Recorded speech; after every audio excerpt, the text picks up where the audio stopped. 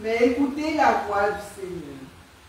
La parole du Seigneur est vérité, et ta loi délivrance. Le Seigneur soit avec vous. Et avec votre esprit. Évangile de Jésus-Christ selon Saint Luc. Gloire à toi, Seigneur. Luc chapitre 18, versets 9 à 14. En ce temps-là, à l'adresse de certains qui étaient convaincus d'être justes et qui méprisaient les autres, Jésus dit la parabole que voici. Deux hommes montèrent au temple pour prier. L'un était pharisien et l'autre publicain, c'est-à-dire un collecteur d'impôts. Le pharisien se tenait debout et priait en lui-même. Mon Dieu, je te rends grâce parce que je ne suis pas comme les autres hommes. Ils sont voleurs, injustes, adultères, ou encore comme ce publicain. Je jeûne 2 fois par semaine et je verse le 10e de tout ce que je gagne. Le publicain, lui, se tenait à distance et n'osait même pas lever les yeux vers le ciel, mais il se frappait la poitrine en disant, « Mon Dieu, montre-toi favorable au pécheur que je suis. » Je vous le déclare, quand ce dernier redescendit dans sa maison, c'est lui qui était devenu un homme juste plutôt que l'autre. Qui se lève sera abaissé, qui s'abaisse sera élevé.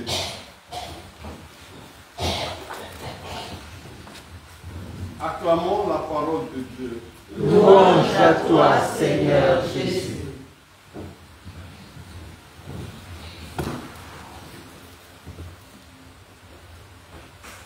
Mes frères et sœurs, je ne sais pas s'il faut ajouter quelque chose, mais c'est très important d'écouter la parole de Dieu. Très important. Il y a des gens qui, de nos jours encore, qui se croient justes. Et souvent, on vous montre du doigt, les catholiques, on dit, vous êtes les publicains. Vous êtes des publicains. Et les autres sont des justes. Les autres sont des justes. Ils n'ont jamais péché. C'est comme dans nos villages là, quand il y a décès, il y a la veillée. Il y a la veillée funèbre. Au cours laquelle on danse, on chante, et puis à la fin, vers la fin, les gens crient, les femmes surtout. On dit apostolica, bon chrétien, sans péché. Et puis ça danse, on danse. Voilà. Le Seigneur ne veut pas de sacrifice. Il ne veut pas de sacrifice. Il veut la fidélité. Voilà. Comme le dit le refrain du psaume. Heureusement que l'Église nous propose ce temps fort, ce temps de combat spirituel pour refaire notre intérieur, parce que c'est un temps de combat spirituel. Et il n'est pas aisé de se tenir dans les pavés du Seigneur toute la nuit. Ce n'est pas du tout facile. Quelquefois, on est gagné par la fatigue, le sommeil. Mais le Seigneur récompense cet effort. C'est un effort. Au moment où les gens dorment, vous sacrifiez votre sommeil pour vous tenir en présence du Seigneur.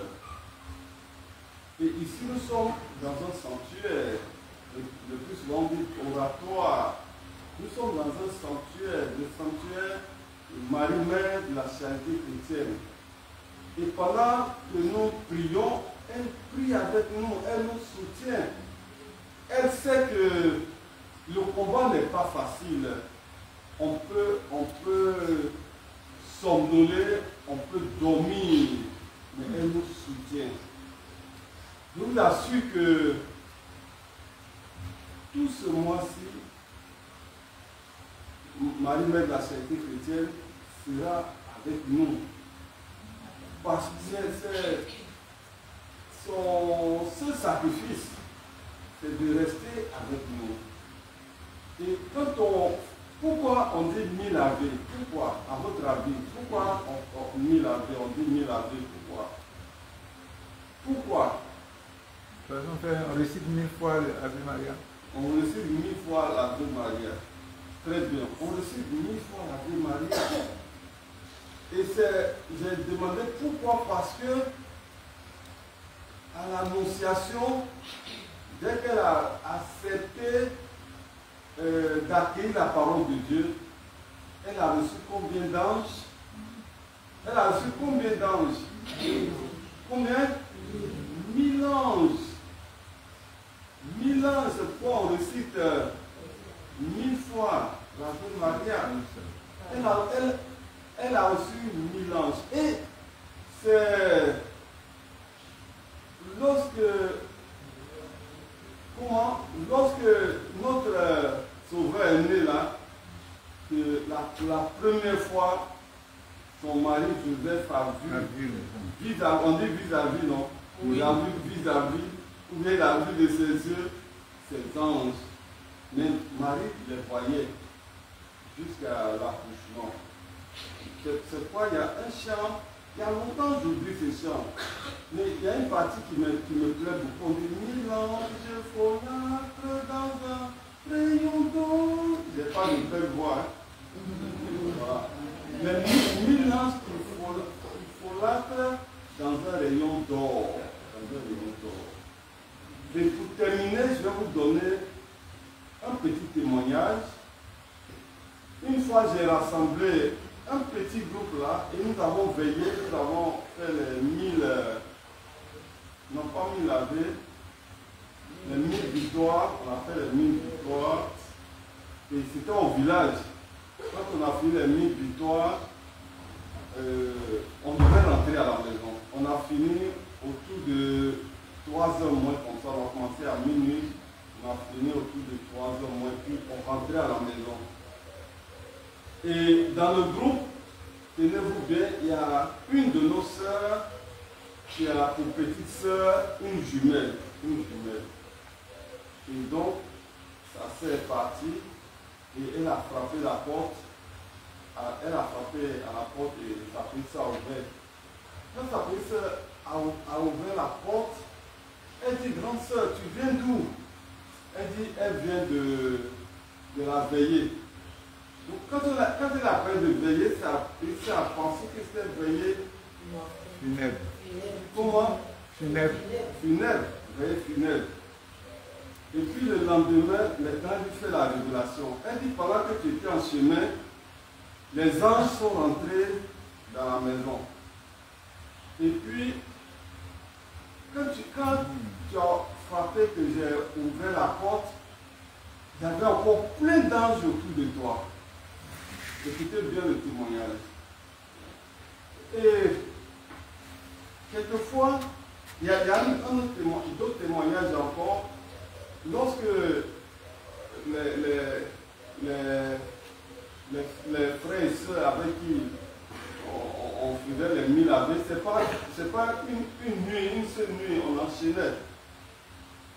Et les gens, quand ils passent,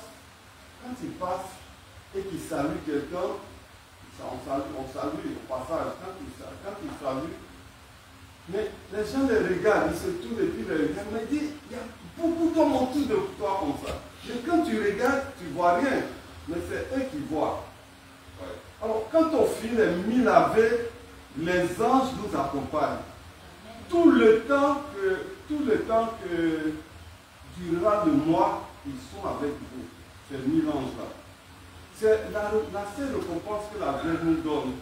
Et c'est un témoignage authentique que je suis en train de vous partager. Lorsque nous finissons, comment on appelle ça, les 1000 ave, la Vierge nous accompagne. Mais en plus d'elle-même, il y a les anges, ces 1000 anges là, qui nous accompagnent. Donc sachez que tout ce mois-ci là, il faut les invoquer, ils sont avec vous. Jusqu'à ce que le mois prochain encore vous revenez. Ouais. On est toujours protégé. Et la jumelle dont je parle là, la sœur jumelle là, quand elle te fait une révélation, ne prends pas, il faut prendre au sérieux, il ne faut pas minimiser. Ouais. Donc, la sœur, avant d'arriver chez elle, les anges étaient déjà dans la maison. Mais autour d'elle aussi, il y avait des anges. Et puis, ce qui m'a marqué aussi, au passage, quand tu salues quelqu'un, il te regarde. Et puis, bon, il y a ceux qui parlent. Il dit, mais autour de toi, là, il y a du monde.